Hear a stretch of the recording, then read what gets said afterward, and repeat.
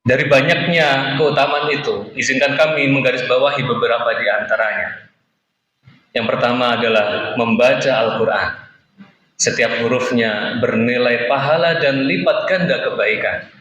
Sebagaimana sabda Nabi Sallallahu Alaihi Wasallam, "Man qara'a harfan min kitabillahi falahu bihi hasanah." Barang siapa yang membaca satu huruf dari kitab Allah atau Al-Quran, maka ia mendapatkan satu buah pahala atau satu kebaikan.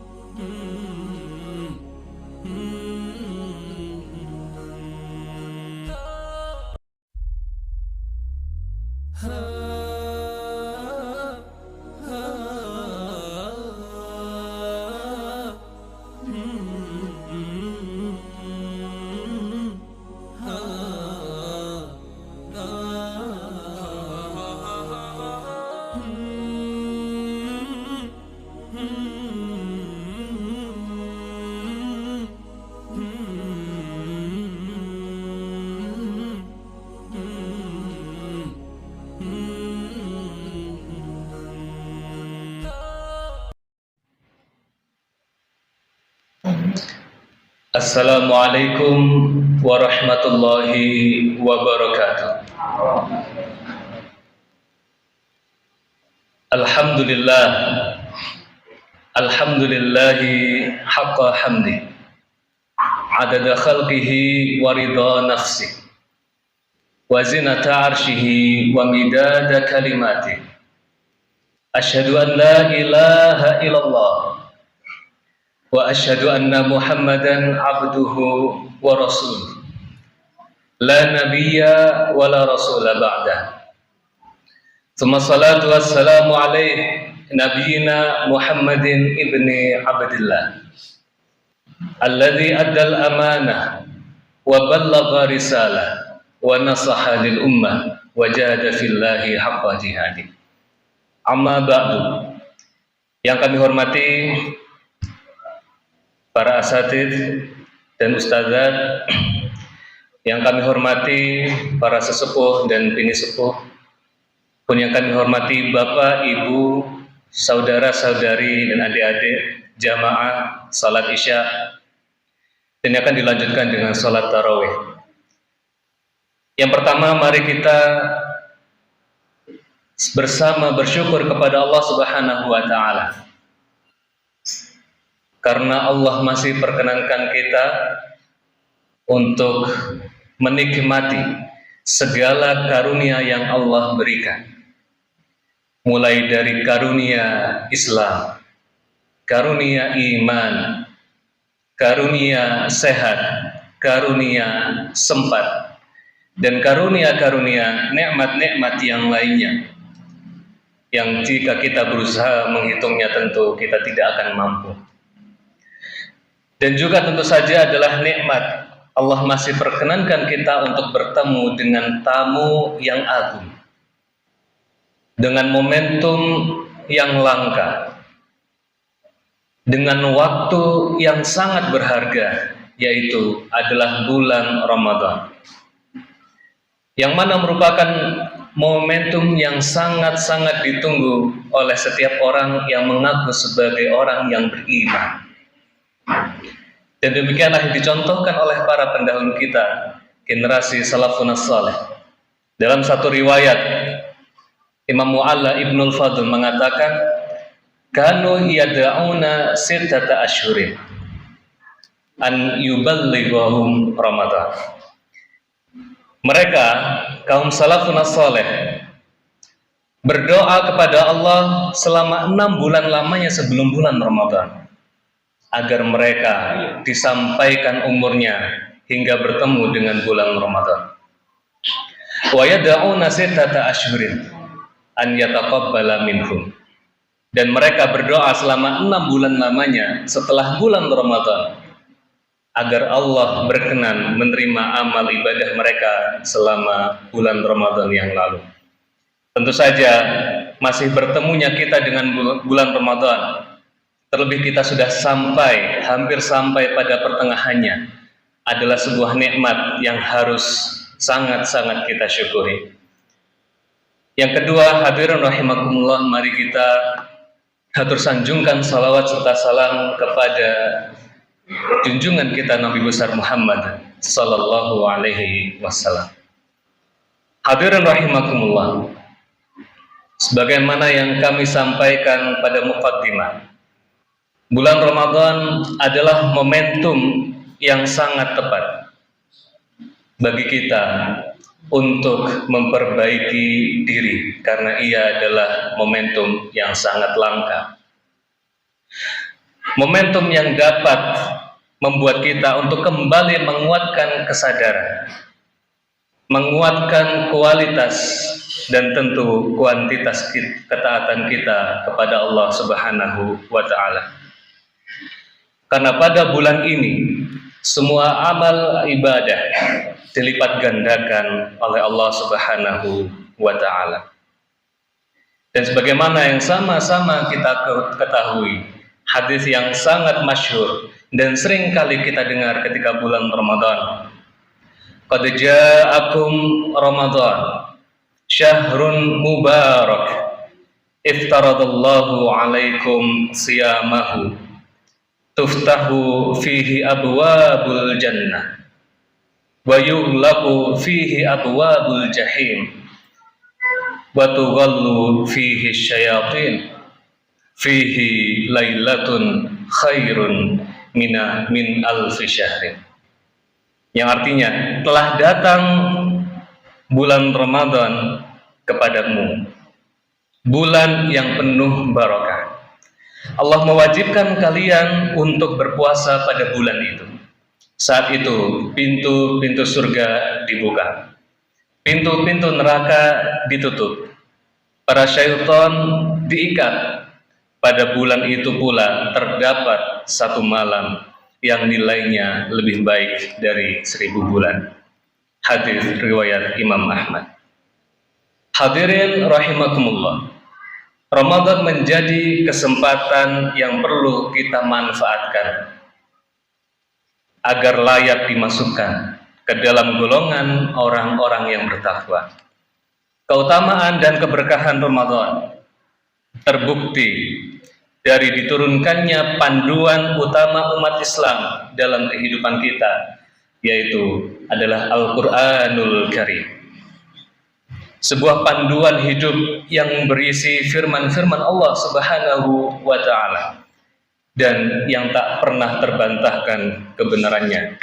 Nah, sebagaimana kita sama-sama ketahui, Quran surah Al-Baqarah ayat yang ke-185, Syahrul Ramadan alladzi unzila fihi al-Qur'an hudal linnasi wa bayyinatin minal huda wal furqan. Bulan Ramadan adalah bulan yang di dalamnya diturunkan Al-Qur'an sebagai petunjuk bagi manusia dan penjelasan-penjelasan mengenai petunjuk itu serta pembeda antara hak dan yang batil. Dalam tafsir Al-Muyassar disebutkan bahwa Ramadan merupakan bulan ketika Allah mulai menurunkan Al-Quran pada malam kemuliaan atau biasa kita sebut sebagai Lailatul Qadar, sebagai sumber hidayah bagi seluruh manusia menuju kebenaran. Di dalamnya terdapat bukti petunjuk yang paling jelas yang mengantarkan kepada hidayah Allah Subhanahu wa Ta'ala. Hadirin rahimakumullah, setelah mengingat kembali bahwa Al-Quran diturunkan pada bulan dan waktu yang barokah, maka kita akan semakin terdorong untuk semakin dekat dan cinta kepada Al-Quran. Perlu kita ingat, apapun yang berkaitan dengan Al-Quran selalu diiringi dengan kemuliaan-kemuliaan. Al-Quran merupakan firman dari Zat yang maha mulia, Zat yang maha utama. Kemudian Al-Quran dibawa, disampaikan melalui malaikat yang mulia, yang dengan Al-Quran, karena dia menjadi penerus wahyu dari Al-Quran, maka beliau, malaikat Jibril, menjadi malaikat yang paling utama. Al-Quran diturunkan kepada manusia melalui seorang nabi, yang dengan Al-Quran tersebut pun juga meninggikan derajat Nabi Muhammad SAW, sehingga menjadi nabi yang paling utama. Waktu pertama kali diturunkannya Al-Quran, yaitu adalah Lailatul Qadar, adalah menjadi waktu yang paling utama dan yang paling mulia. Maka hadirin rahimakumullah, mendekat kepada Al-Quran adalah berarti mendekat kepada kemuliaan, mendekat kepada keutamaan. Dan sangat banyak keutamaan dan kemuliaan yang dapat kita dapatkan dari Al-Quran. Dari banyaknya keutamaan itu, izinkan kami menggarisbawahi beberapa di antaranya. Yang pertama adalah membaca Al-Quran. Setiap hurufnya bernilai pahala dan lipat ganda kebaikan. Sebagaimana sabda Nabi SAW, "Man qara'a harfan min kitabillahi falahu bihi hasanah." Barang siapa yang membaca satu huruf dari kitab Allah atau Al-Quran, maka ia mendapatkan satu buah pahala atau satu kebaikan. Wal hasanatu bi asyri amsalihha. Dan satu kebaikan tersebut, satu pahala tersebut akan Allah lipat gandakan 10 kali lipat.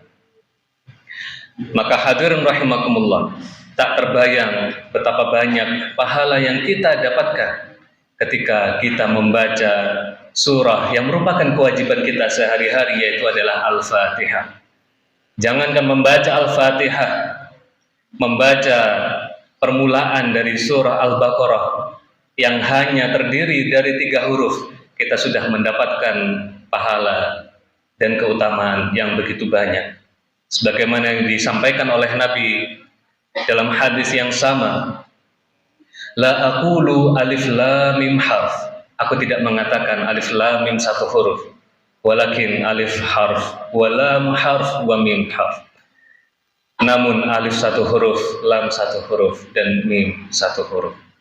Hadirin rahimakumullah. Yang kedua, yang terakhir yang dapat kami sampaikan pada kesempatan kali ini adalah membaca Al-Quran akan meningkatkan derajat kita dengan bagaimanapun kondisi bacaan kita. Sebagaimana sabdanya sallallahu alaihi wasallam, "Al-mahiru bil Qur'ani ma'as safaratil kiramil bararah." Orang yang mahir dalam membaca Al-Quran, maka ia bersama para malaikat yang mulia. Atau dalam bahasa kita, bisa kita tadabburi, ma'a, yaitu adalah setara. Maka orang yang mahir dalam membaca, menghafalkan Al-Quran, dia derajatnya setara dengan para malaikat yang mulia. Namun, bagi saudara-saudara kita yang belum mahir dalam membaca dan menghafalkan Al-Quran, tidak perlu khawatir, karena Rasulullah pun melanjutkan sabdanya, "Wallazi yaqra'ul Qur'ana wa yata'ta'u fihi wa huwa 'alaihi syaqqun lahu ajran." Dan barang siapa yang membaca Al-Quran dan dia terbata-bata dalam bacaan tersebut dan merasakan kesulitan atas bacaan tersebut, maka ia akan mendapatkan 2 pahala. Maka hadirin rahimakumullah, sekali lagi membaca Al-Quran, apalagi pada momentum yang sangat penting ini, bulan Ramadan, adalah aktivitas yang tidak pernah merugikan kita. Justru kita termasuk orang yang merugi jika kita tidak memanfaatkan momentum yang mulia ini untuk berdekatan, untuk mengakrabi Al-Quran. Semoga Allah menjadikan kita dan anak keturunan kita hamba-hambanya yang menjadi ahlul Quran, orang-orang yang senantiasa istiqomah dalam membaca, dalam menghafalkan, dalam mentadabburi, dan dalam mengamalkan kandungan dari Al-Quran. Demikian yang dapat kami sampaikan. Mohon maaf atas segala kekurangan dan kesalahan. Subhanakallahumma wa bihamdika asyhadu an la ilaha illa anta astaghfiruka wa atubu ilaik. Assalamualaikum warahmatullahi wabarakatuh.